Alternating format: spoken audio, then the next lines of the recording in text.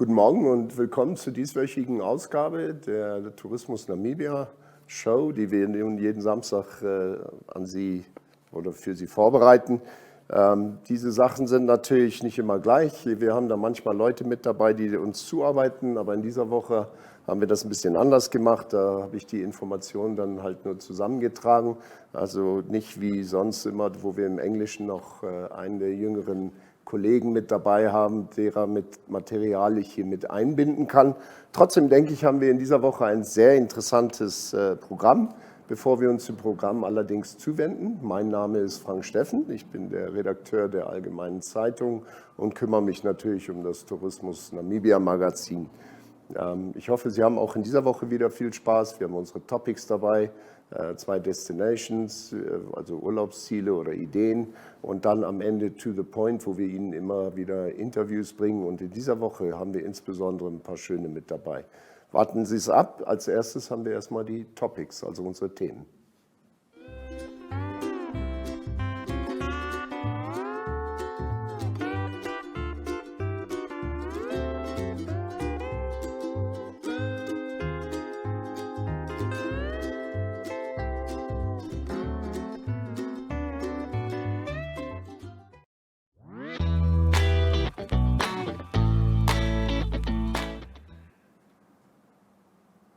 Ja, wer kennt die nicht? Den CCF, Cheetah Conservation Fund, den finden Sie natürlich oben bei Otjiwarongo gleich, wenn Sie aus der Stadt fahren Richtung Norden, also in Richtung Otavi, rechts den ersten Abdreh, also die Abzweigung. Da kommen Sie dann nach so, ich schätze, was wird das sein, so 30 Kilometer, dann sind Sie beim CCF. Und der CCF hat in dieser Zeit jetzt wieder angefangen mit seinem, was sie nennen, Conservation Training and Mentoring Project. Und da geht es eben darum, Jüngeren beizubringen, wie sie mit der Hege und Pflege von Wild umzugehen haben, wie sie sich da fördern können.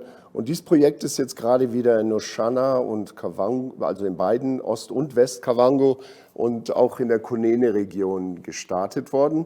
Und das Ganze fing also in der Oshana-Region schon am 23. August an. Wie gesagt, nennt sich Conservation Training and Mentoring Project. Und das konzentriert sich oder sie befassen sich viel mit 10 Klässlern aus Namibia und war das erste Mal 2020, dass also wirklich diese Alternative mal ausprobiert wurde.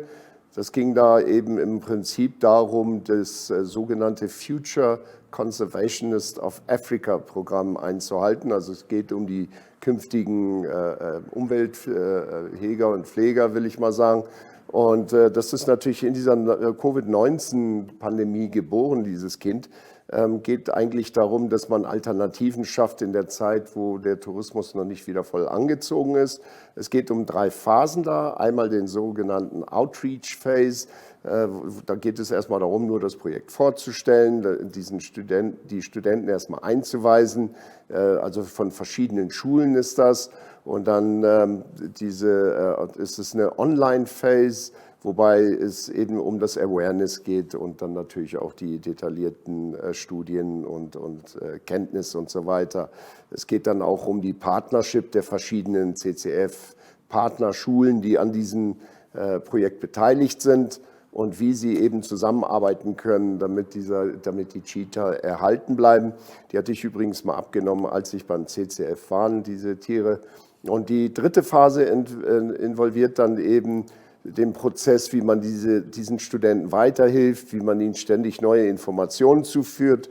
Und mit der Idee ist, vor Jahren hat man da dann 2000 Studenten in 6 Regionen, also Otjiwarongo, Khomas, Omaheke, Erongo, Oshikoto und Kunene erreicht. Und will man eben auf diese Art dann eben sehen, dass man diese Tiere wieder besser erhält. Und ich denke, es geht um das Verständnis. Einfach das Verständnis, warum wir an erster Stelle diese Tiere erhalten müssen, wenn wir uns als Namibia wirklich dem Tourismus auf Dauer zuwenden. Und ich bin für sowas immer sehr zu finden.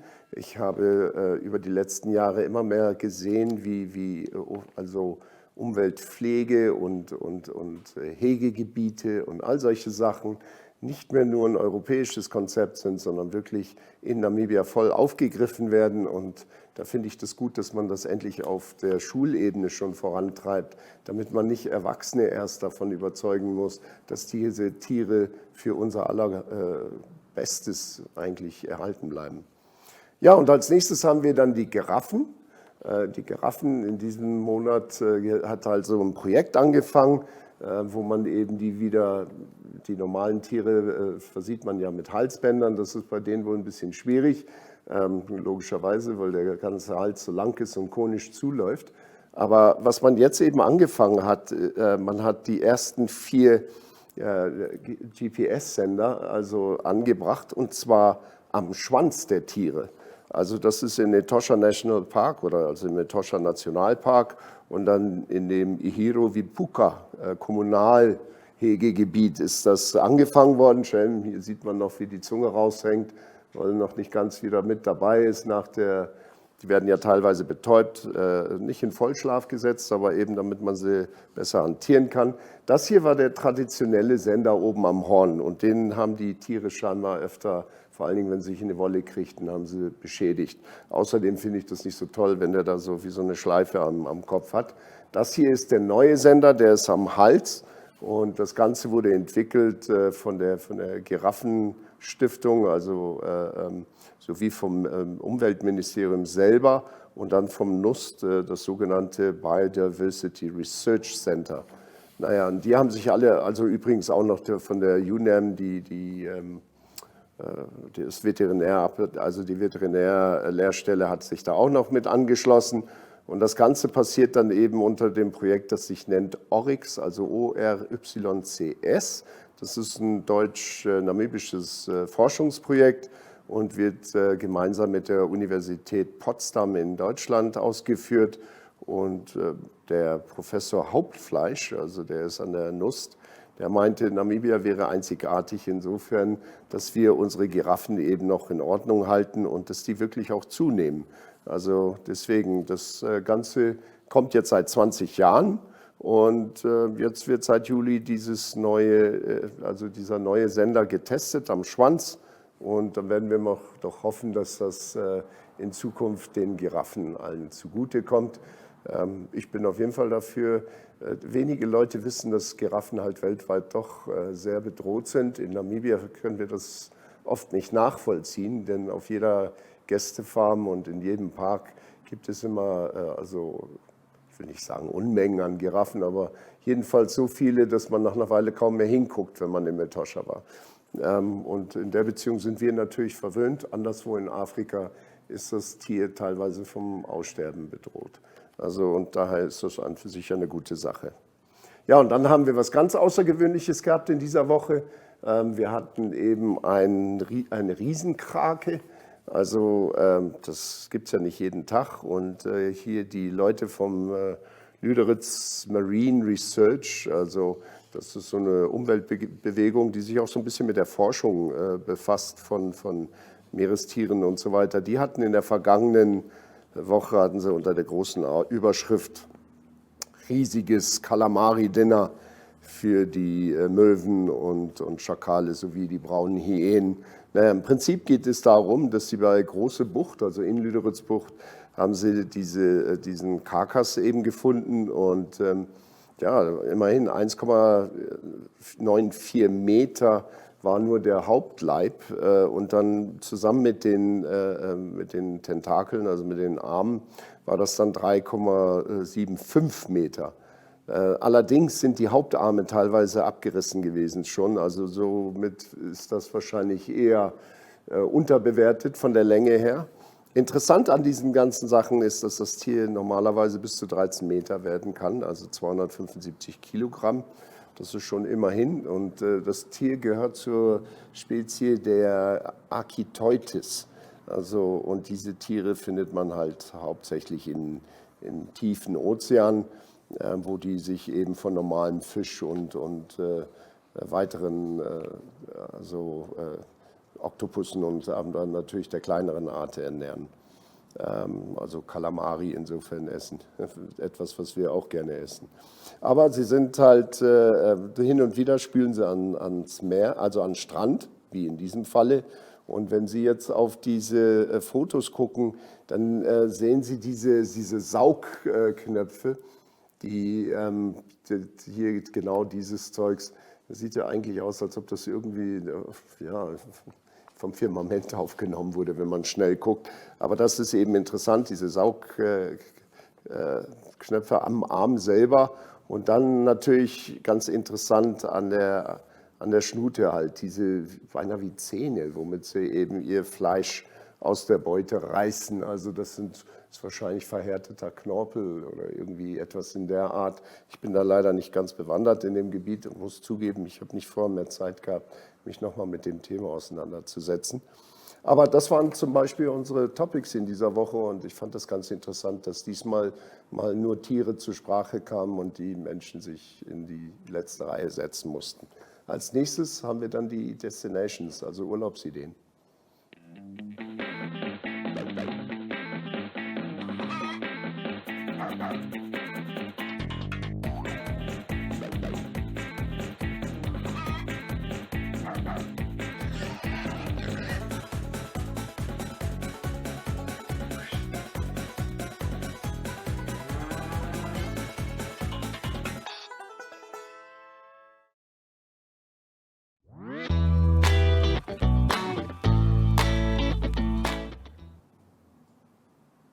Willkommen zurück. Als nächstes, wie gesagt, haben wir unsere Destinations, also Urlaubsideen oder Urlaubsideen wirklich insofern, dass es nicht unbedingt immer Hotels sein müssen oder Lodges oder was immer. Es muss nicht unbedingt immer nur ein Gastbetrieb sein, sondern einfach, wie können Sie sich beschäftigen? Was sind Alternativen, die wir hier in Namibia haben?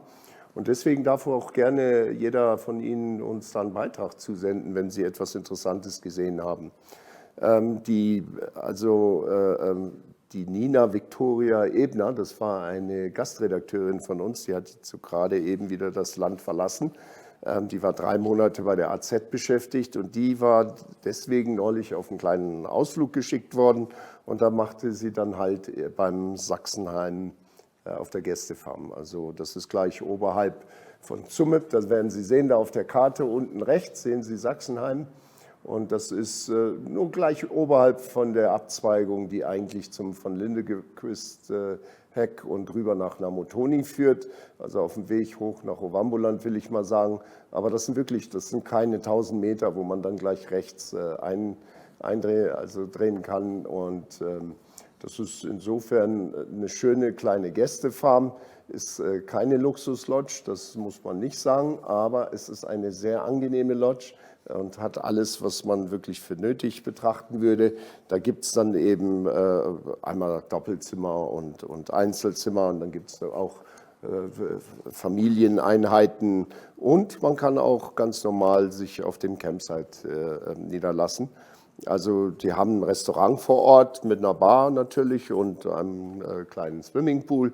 Und wie Sie hier sehen, da kann man richtig manchmal so eine schöne Runde draus machen.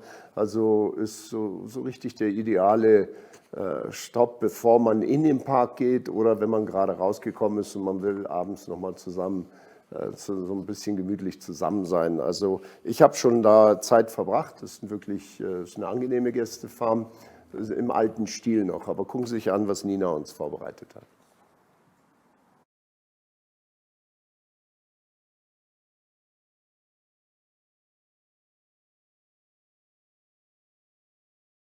Gut, dann erzählen Sie mir mal, wo wir hier überhaupt sind. Was ist das für ein Betrieb?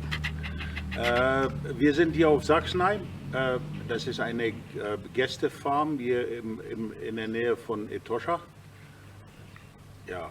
Die Gästefarm startete 1994 mit kleinen Bungalows, ein paar Gästezimmer und einen kleinen Campingplatz und hat sich halt so entwickelt bis zum heutigen Tage. Und ja, wir sind hier für die Gäste. Was hat sich da entwickelt bis zum heutigen Tage? Was ist die Entwicklung, die Sie feststellen können?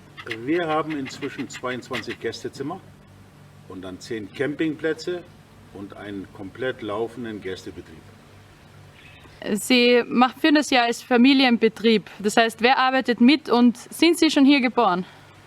Ja, mein Vater hat ja angefangen. Ich war ein Urlaubsbaby in Deutschland und bin dann als Baby rübergekommen und bin hier aufgewachsen.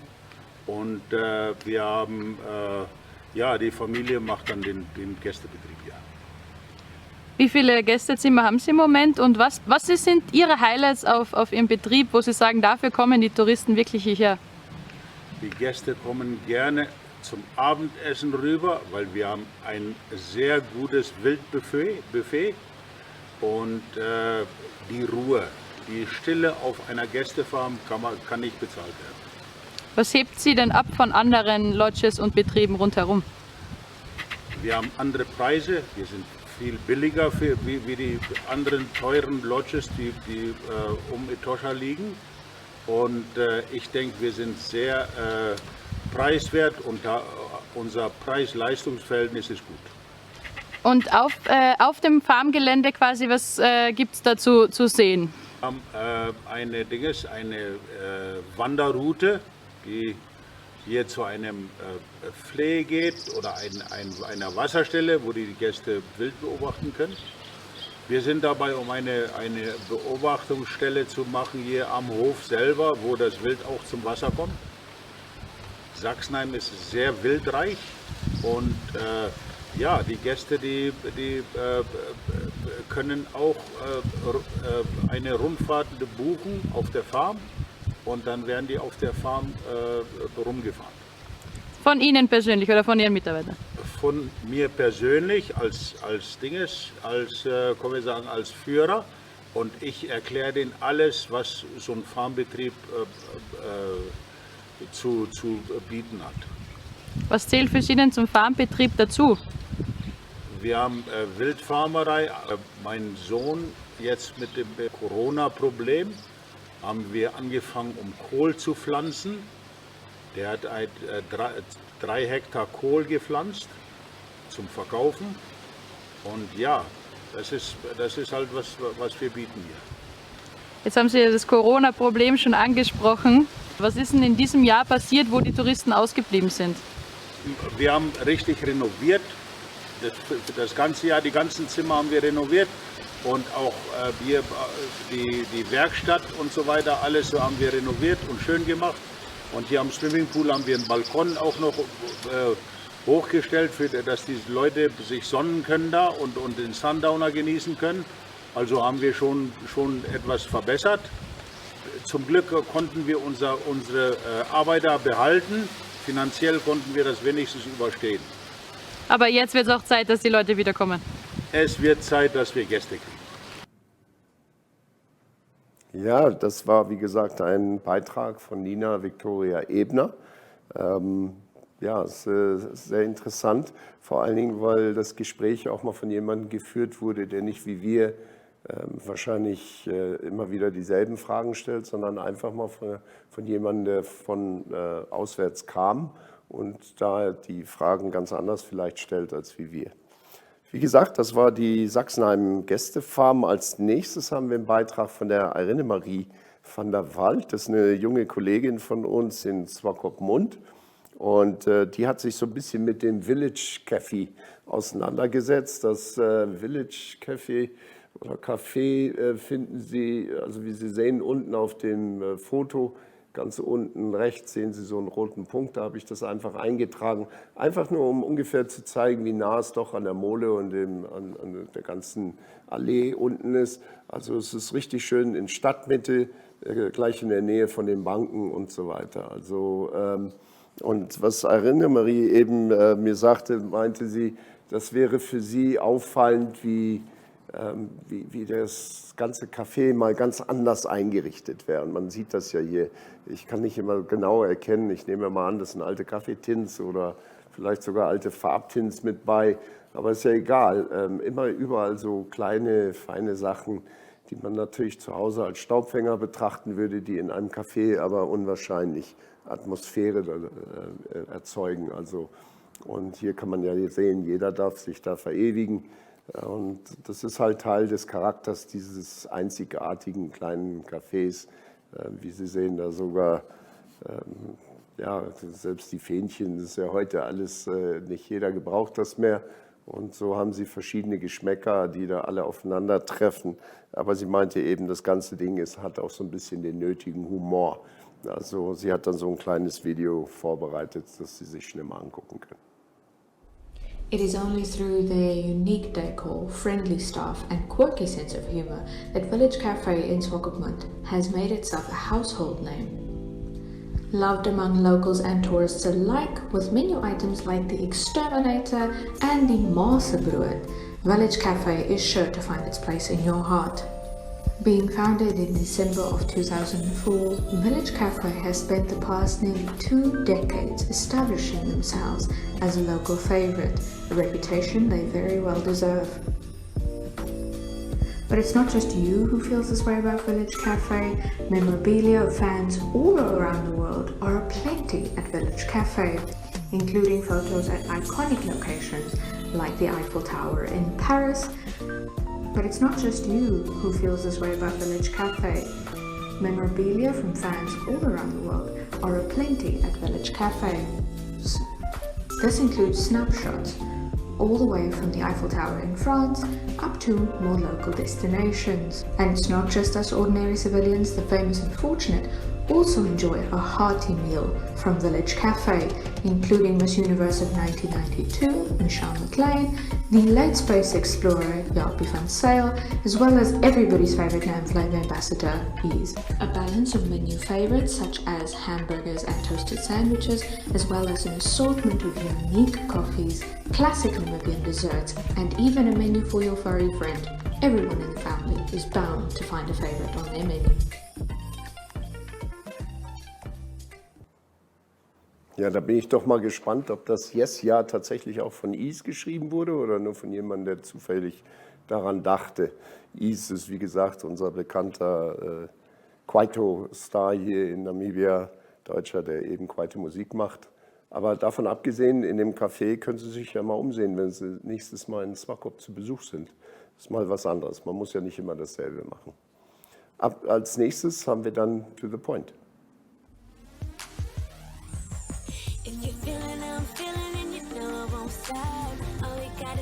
Take our love to the top. If I got it and you want it and you'll never let it drop. All we gotta do is take our love to the top. I will ride for you, maybe even die for you. When I'm loving you, but my heart don't stop.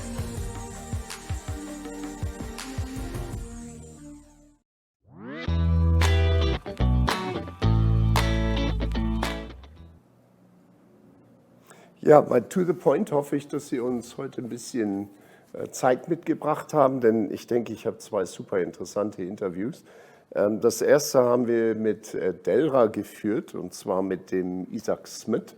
DeLHRA ist natürlich die Desert Lions Human Relations Aid, also das ist insofern eine Löwenschutzinitiative, die schon seit einer Weile besteht.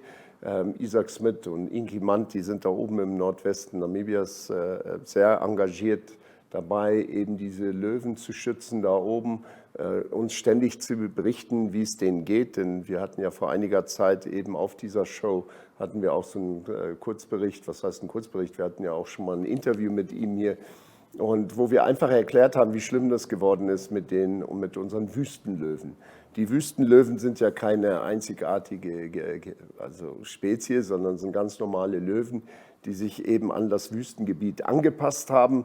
Und deswegen werden sie einfach nur als Wüstenlöwen bezeichnet. Aber es ist schon unwahrscheinlich, was diese Tiere hinbekommen, in einer Gegend zu überleben, in der Izak Smit zum Beispiel behauptet, ein normaler Löwe keine Woche überleben könnte. Also das ist allerhand, und ich finde es halt so schade, dass sie in Gefahr sind, auszusterben.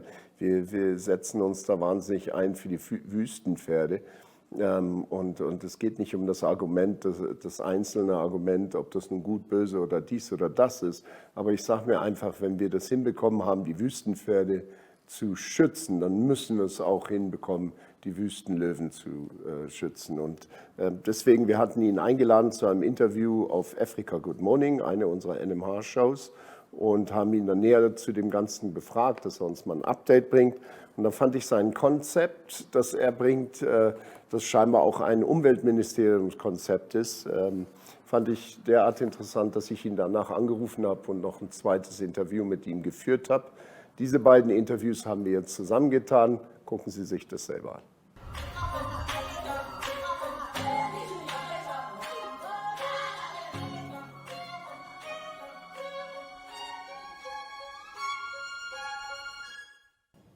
Now, Izak Smit is well known in Namibia as an environmentalist that heads the organization DeLHRA, Desert Lions Human Relations Aid. DeLHRA has been having a hard time recently with a number of challenges having arisen as a result of the drought that has plagued northwestern regions of Namibia for longer than 6 years now. Good morning, Izak. Thank you for joining us. A very good morning, guys, and good morning to the viewers. Yes, Good good having morning. you here. All right, let's get straight into it. Now, just give us a quick rundown of who you are and also how long you and, let's say, your partner in crime, photographer Inky Mant, have been involved in what you do in the Kaoko Veld and Damara land, which is known in Namibia as the Kunene region. Yes, Inky is more well known because of photography. We've been frequenting the Damara land area, which is part of the home ranges of the desert adapted lions, for over 32 years. We were privileged to have retired at a relatively early age, and we pursued our hobby of photography. And as big nature lovers, we went about our business of visiting the area regularly and passionately pursuing the photography. And we saw a lot through the lens, of course, and we got known by the locals. We also started following the local researcher, Dr. Philip Stander's work, and we got word of the desert lions, and we got interested in that. The locals then approached us regarding the human-lion conflict issues experienced in Damara land. And up until then, to us, it was just all rosy, peachy, and romantic. We then got drawn into and got to better understand the plight of the local farmers. And hence DeLHRA was born, the Desert Lions Human Relations Aid, upon the insistence of the local conservancies to assist them, and that we could also, of course, see that they urgently needed help. Now, our work sounds very romantic, but you spend most of your time digging yourself out of sand, getting bitten by bugs, camping out next to corals, smelling of cow dung for days after. Luckily, that doesn't bother us, but the people around us. So that culminated into DeLHRA actually playing a role as one of the NGOs, and there are quite a number, who actually attempts to mitigate the human-lion conflict in order to assist the farmers and then, of course, also to conserve these very rare animals. Okay. Would you mind giving us an update about the recent sad history of the desert adapted lions and what has been done so far in saving this unique creature for our future generations? Yes, I'm sure many of you will be aware of the recent videos and photos in the mainstream media and also on social media portraying starving lions, desert adapted lions, in and around and also outside of their home ranges in Damara land. Now, that is the reason for that was partly because of less than ideal conservation practices and management, which as a result affected the prey density on which these predators depend in their area. Being a desert, you can imagine it's a very hostile and harsh environment to survive, which makes them as unique as they are. Normal savanna lions wouldn't last a week. But of course, when the prey got less, also the drought kicked in about 7 to 8 years ago, around 2012, after very good rains. As a result, the predators got more dependent on predating on livestock outside of their normal home ranges, goats and cattle. And typically they would conduct night attacks. These corrals in Damara land of the subsistence farmers being very flimsy and dilapidated, it was easy pickings for the lions, and they actually got dependent and used to predating livestock. And of course, this got totally out of control. We then intervened and also supplied material to fortify the kraals, as did other NGOs, which then effectively halted the night attacks. But then the lions adapted and they started their day attacks. So it is all out of need and desperation, which could have been prevented had the ecology been in equilibrium, in balance. In other words, if the lions or these predators could be sustained by normal and natural prey. But of course, as explained, that did not happen, and intervention became necessary, and it became a big problem. All right. Now, how does all of this relate to a statement made by the Namibian Ministry of Environment, Forestry and Tourism, which recently stated that Namibia's lion population continues to grow steadily? They spoke of the wildcat's population standing at approximately 800 countrywide, which included 96 to 124 lions in Kunene, 305 to 366 in Etosha, 39 in Kavango, 52 in Zambezi, and over 100 on private land.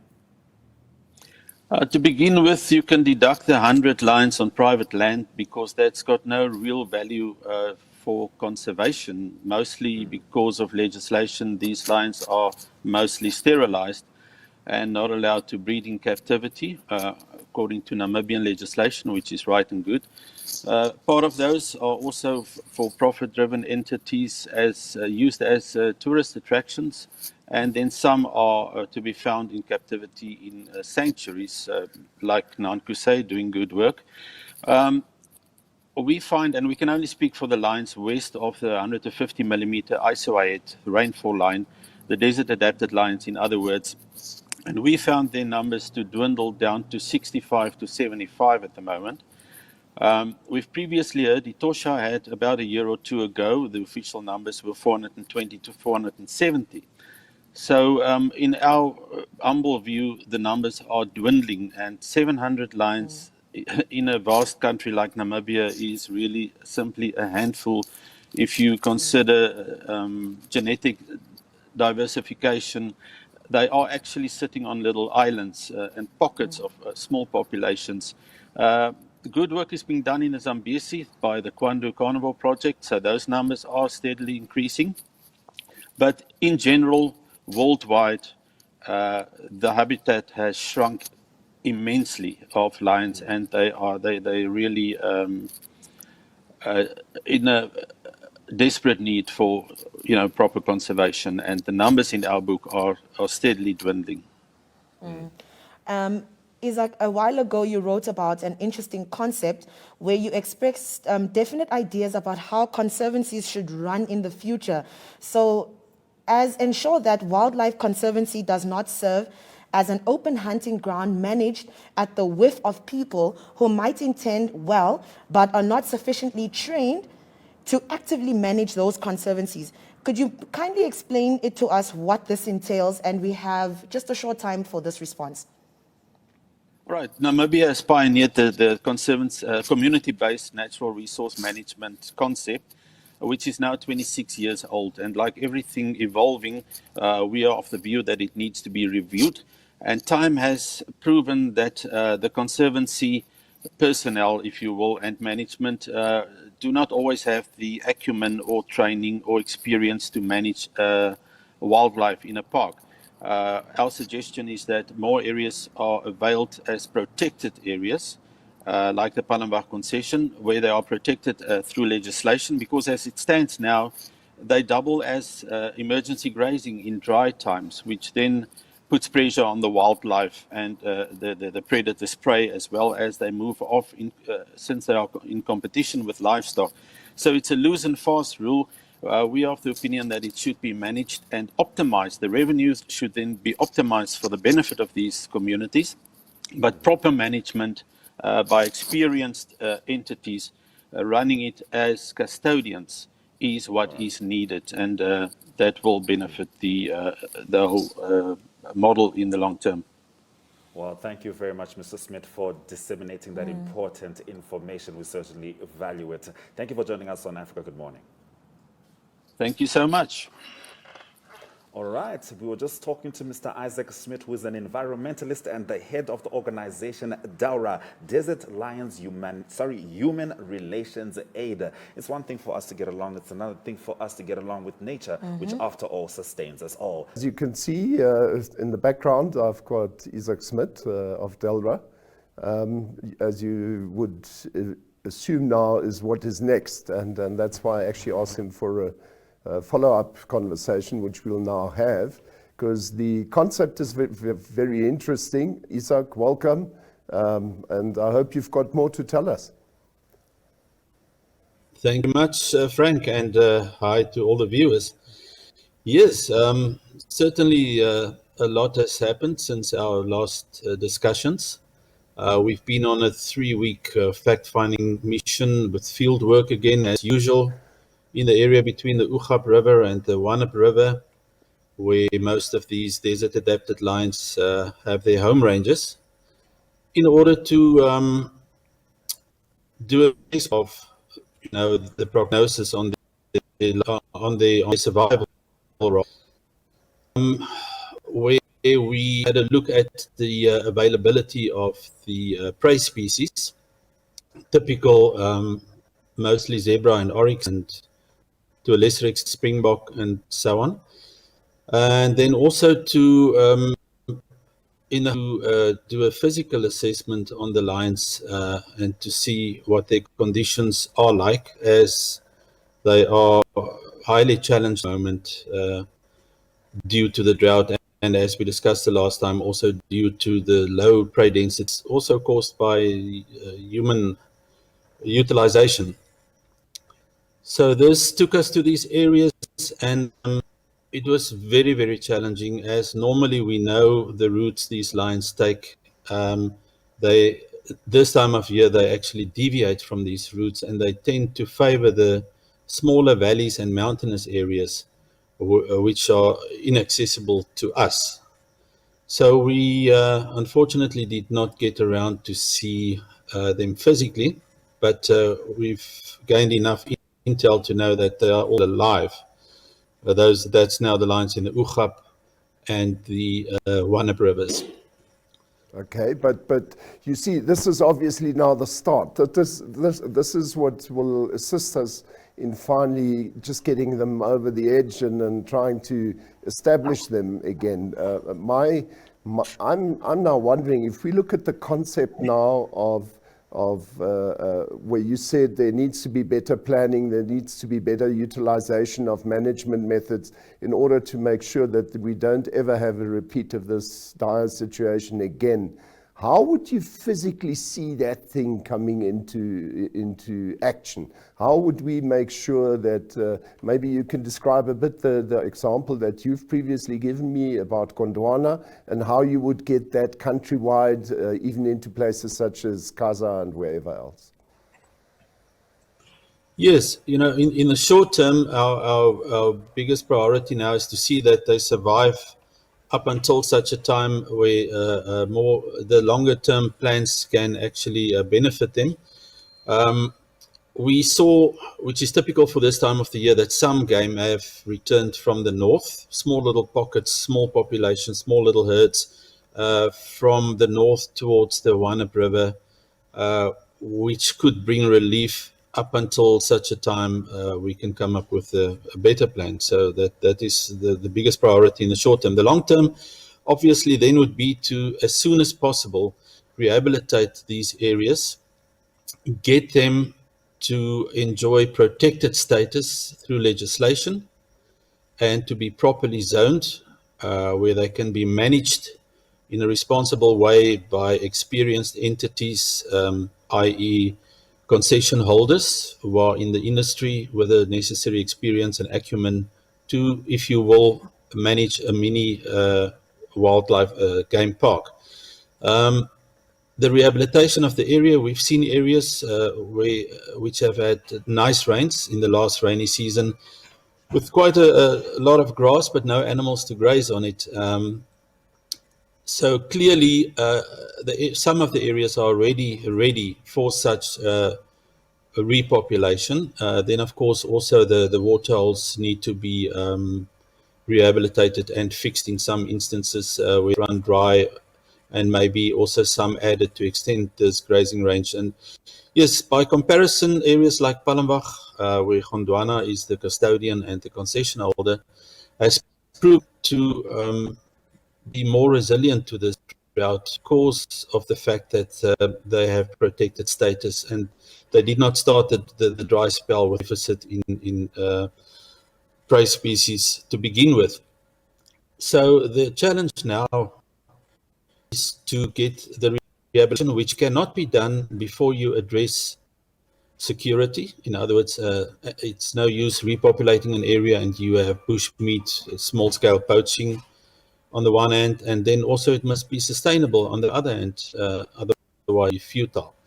But so it could be done in a short to medium term. It could bring relief and pull these lions through. It'll be a lot of work, of course. The legislation is, there's a lot of bureaucratic red tape and so on and so forth. But I'm happy to say that there is a new initiative now also by the regional council. The councillor has called to meet with all the stakeholders with a high-level representation, including 11 conservancies, where these plans are now under discussion, and an ad hoc committee will be formed, which will serve as an action committee to get this on the road, because I think the penny has dropped. Everybody is now fully aware that the community-based natural resource management model is under threat, and may well suffer if something is not going drastically is not going to be done about this. Okay, so I've been living. I used to live in Opuvo for many years, and I'm just trying to envision how would that next step be brought about. Do these conservancy managing units, do they have enough power to actually convince their people, which quite often are still Ovahimba further up north, and then obviously the DeLHRA folk further down? Do they have enough clout, enough authority to actually push through with this, or will there be a natural sort of resistance against this? Yes, it is very complex, and you've got different tribes and different factions, different leaders, and so on and so forth.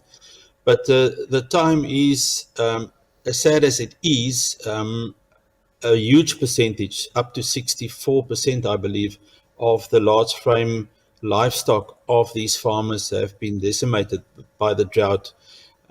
So the pressure is now at an all-time low as far as encroachment into the wildlife areas is concerned. So I believe there's already an initiative started by the late Garth Owen Smith. He called the People's Parks in the Erevapuka Conservancy, which is already in an advanced stage, which is much similar to what we're suggesting. And I think the buy-in will be, under circumstances now, a lot easier probably than before. The livestock numbers came down, because of the drought. And I think there's a bigger awareness and understanding that something must be done, or it will just all go down the tube. So the legs that this, for the communities that this will stand on, is to optimize, like in the past, the revenue. In the short term, the areas must be zoned for wildlife and tourism, and that must be strictly enforced, that encroachment is stopped and clear lines in the sand are drawn, because the wildlife and tourism areas are, to begin with, not viable for any farming anyhow. So to use that as emergency grazing, and then also absorb mainstream of revenue like tourism, is actually not very.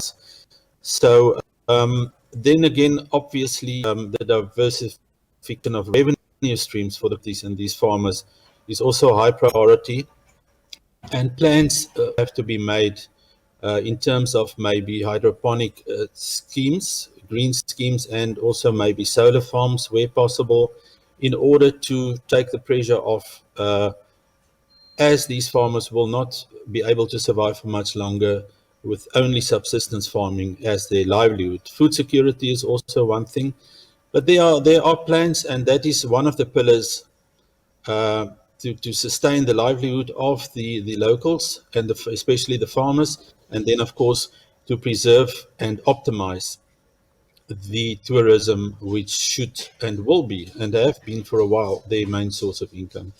Yeah, so you're totally optimistic that in the long term we will see a revival towards tourism in the whole Kunene region, are you? Yes, we see the frustration amongst guides working for lodges. When we get them in the field and we ask them, what have you seen? And we look at the tourist on the back of the vehicle, sometimes looking very bored. And the frustration of the guides not being able to find the wildlife to show these people, especially in the Wap Valley and so on. So that will need to change, otherwise it will impact negatively on tourism, definitely. And that is a serious concern. And I think that has now been grasped by the locals and the communities themselves. So we are optimistic that plans can be made, but it needs to be done soon, because the vortex is already circling the drain here. We're starting to run on empty.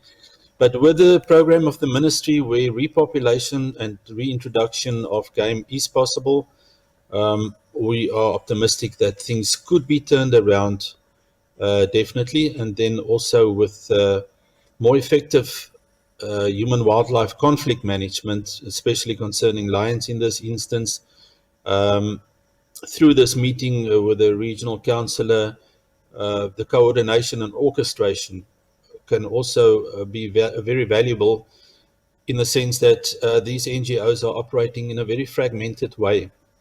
And these synergies should and could actually be pulled and become far more effective in order to implement the very, very sound human-wildlife conflict management policy of the Ministry of Environment and Tourism. And they also have a document on the measures and guidelines for implementation. Now, you can have the best plan in the world. If you do not have efficient, expeditious implementation, you're still only stuck with a good idea. So what we need now is action, and that can only be obtained if we get all parties on board and everybody throw in their weight. Well, thank you very much for elaborating a bit on this whole subject. I felt it's important enough.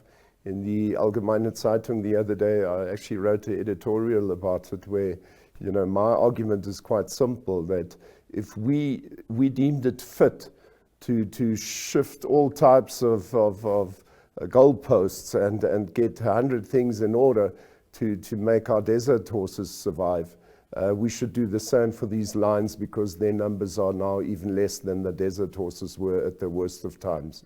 So thank you very much for your input there, and hopefully we'll speak early again.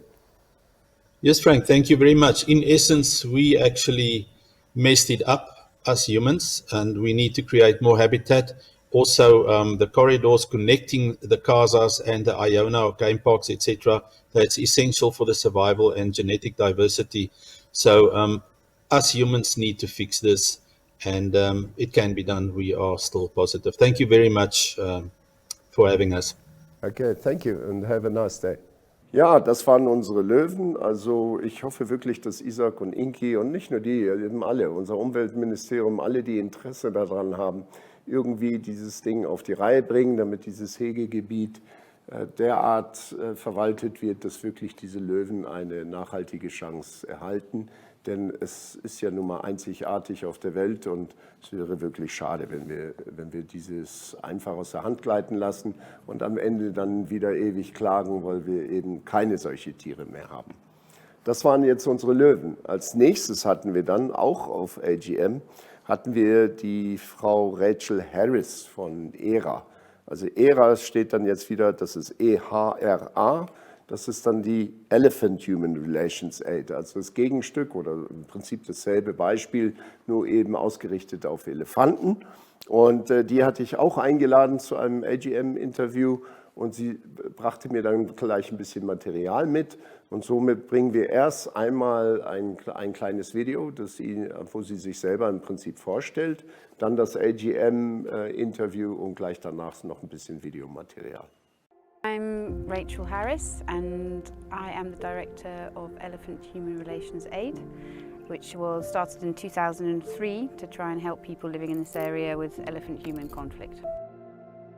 Well, when we first started, and I think this is why our school project is so important, but the school there is such a big part of the community.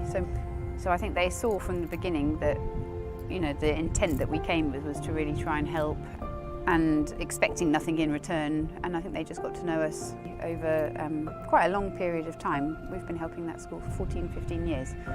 So I think they understand that I don't just come and then go and they don't see me again. I'll keep coming and they can call for help, and I think I've shown to them and determination to try and make it a bit better. So yeah, I have a community down there. I know I'm accepted by them, and yeah, we're friends, and that's really important, I think, personally.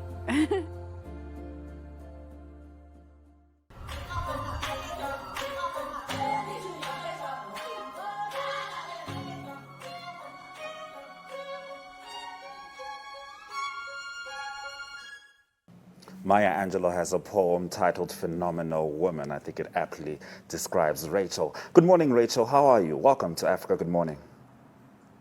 Good morning. How are you?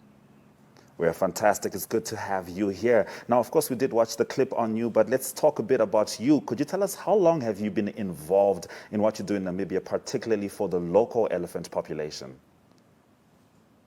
Yeah, so I've been here since I was 26. So I've actually been here now since 2004. And originally, you can still hear the accent hasn't gone anywhere. I'm from the UK, and I worked for a big charity there, fundraising mostly, actually a big children's charity. And I came to Namibia through work, in fact, and and fell in love with the place and met my then husband, and we started EHRA together. He'd already, in fact, started it. And at that point, then I could see, you know, what I could do over here, and I had some experience, and I thought, yeah, let me give it a go and see what living on the other side of the world is like. All right. Now, we recently received such bad news about the desert-adapted lions in Namibia. What is the situation like for the unique desert-adapted elephants? Yeah, for the desert elephants, life is tough and numbers are really low. You know, the government has recognised that some of the herds further north in the Hwaneb area, they're actually now going to get a protected status because their numbers are now so few. And the same for the elephants where we work a bit further south of the Kunini, in the northern Orongo region, around the Uchab River. In particular, the Uchab River, you know, when we started, their numbers were about 36, 37, and we're down to 21 today. And just about all of those deaths have been caused from elephant-human conflict. There's only been a few natural deaths we know about. So it's a difficult situation. And what compounds that is that the calf mortality for the Uchab elephants in particular stands at 100% at the moment. So since 2014, we know of 10 baby elephants that have been born, and none of them have survived. They will die within the first few days of birth. So, you know, there's a lot of different things going on with climate change, you know, the droughts, the loss of habitat for elephants as well. You know, they're suddenly in areas where people are, and trying to get that balance right for people and elephants to coexist is a real challenge for the government and for NGOs like us. Understandably so. Now, for that matter, what is the state of conservation efforts with regards to elephants in Namibia? Yeah, so the government has a really good, proactive elephant management plan, which was decided upon at the end of last year. And I think that's going to make a massive difference. It looks at elephant populations in the city. So rather than force decisions down, which maybe won't be all relevant, you know, it looks at decision making that's taking place, you know, from all the stakeholders on the ground where the populations are. You know, the elephants in the Caprivi region, for instance, they need to be managed differently to the desert elephants in the so each area needs a mitigation strategy that's tailored towards their needs. And I think that's going to make a massive difference for the effectiveness of conservation in Namibia. And the fact is, if people aren't okay with the elephants, then, you know, the elephants don't stand a chance, really. So we really need to look at, what mitigation methods can we do that's going to, help people accept living with an elephant. What's the main problem? Is it that the water points aren't protected? Are they paying money for diesel, which isn't fair? Why should you pay for diesel for elephants to come and drink if you haven't got much money yourself? So, looking at new technologies like solar water pumps, that's another project we're doing at the moment.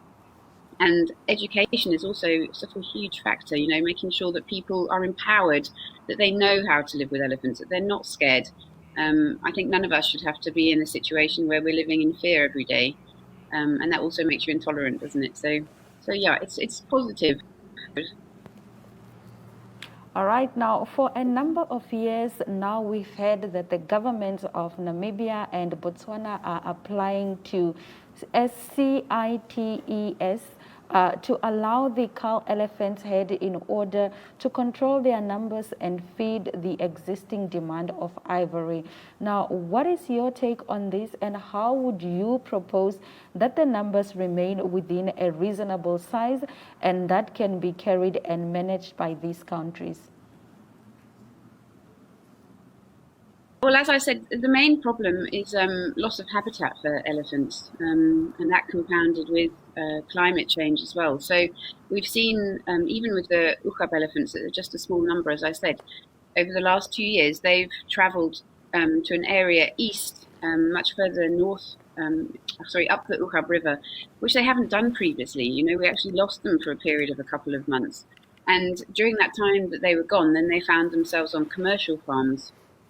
And this is where the challenge is really so great, I think, for the government here in Namibia at the moment, is, how do we manage that? What is the mitigation for people who are, having fences and expensive cattle and game inside? And an elephant can obviously easily just trample a fence, very quickly. And so there's massive conflict there. And, elephants obviously have been in Namibia for longer than we've been living in some of these areas, especially the farmlands, but a lot of farmers bought farms before elephants were there. But it's I think it's climate change and loss of habitat that's forcing elephants to move. So I think one big project, and I'm sure people have heard about the word of an elephant corridor, and that looks at opening up these migratory routes that elephants traditionally using some science as well. There's a lot of collared elephants that give you information on their movements, that you can see where did the elephants want to go and why are they going there. Is it vegetation, is it water? And then from that you can then model what can corridor look like, and they're used really successfully in other countries. Even stopping elephants. Sorry, Rachel, unfortunately we need to cut you off there, but thank you so much for joining us and disseminating that important information. No problem. Thank you very much. All right, that was Rachel Harris, the representative of the Wildlife Conservation Initiative known as Elephant-Human Relations Aid. I love Africa. Good morning. Yeah. You're always going to know everything that's happening on these beautiful lands.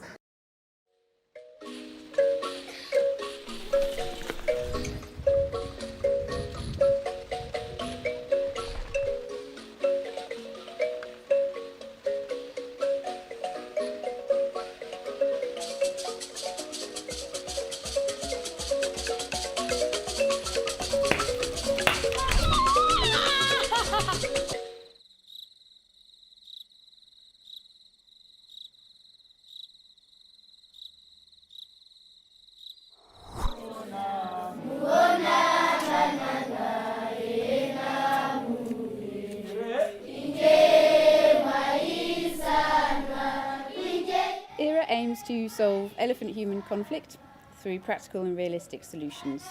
We aim to empower people with the knowledge they need to stay safe if elephants visit, and also give them practical help with infrastructure to stop elephants from causing damage. By doing this, the aim is to have a situation where people accept living with elephants, and that in turn will help us have a harmonious situation for everybody. The Water Point Protection Programme involves the volunteers very heavily, and they are the main manpower for building these very large stone walls around water points. The idea is that the elephants can still access the water to drink if there's a dam there, but they just can't get inside and break pipes or put tusks inside water tanks and basically cause the farmer a lot of trouble and put his life basically at risk. That's all done by hand. It's really hard, sweaty work, but we are managing to do about 2 protection walls a month, and we're slowly working our way through all of the Kunini and Orongo region. So that makes a massive difference, just takes a big problem away. The second thing that we do also with the volunteers is the elephant ID and movement studies. So we believe really strongly that we must know each and every elephant that we have in the area, that helps us manage them better, that we understand their personalities, that we know where they're moving. If they are going to make a new movement, perhaps there'll be farms that are living without protection walls that we need to hand out application forms. And then taking the identification photos. We take the photos of the left and the right side. The tails are all quite interesting with different hair on each one, so that's differs between each and every elephant, and obviously a body shot and a head shot, so we can clearly see who's who. The other project we do is the Peace Project. This is a training program on elephant behaviour for people who are living with elephants, so community members, also for game guards and conservancy members, so they're people that are responsible for tracking elephants and providing information to the conservancies and the government. We also go into schools and do talks on safety for the children that are living there. Our partner school has the elephants close by most months of the year, even inside the school, so it's quite a dangerous situation. And lastly, we do tour guide training, and that's really important as well for anyone working in the area doing game drives, that they understand not to go too close to the elephants, that perhaps an upset elephant might later go through a small village or into the school, and it might still be angry, and that causes a problem then for people living with elephants. We have a schools program where schools from overseas, they can partner with one of our schools that we're working with here. Most of the projects involve some kind of renovation work. It could be painting dormitories, painting classrooms, fixing toilets and shower blocks. We've also provided computers and libraries. So anything really that the school needs that we can add and help the Ministry of Education provide to those schools. EHRA's volunteer programme is a very hands-on conservation experience for people. I think our programme is very much suited to somebody that's quite interested in conservation, that believes in actually doing something that they can see that they've made a contribution. So the walls, it's a brilliant feeling, I think, for people to see that, yes, it's hard work, but they can instantly see that that solves a problem. And that is what conservation is actually about. It's about solving a problem in a very practical way.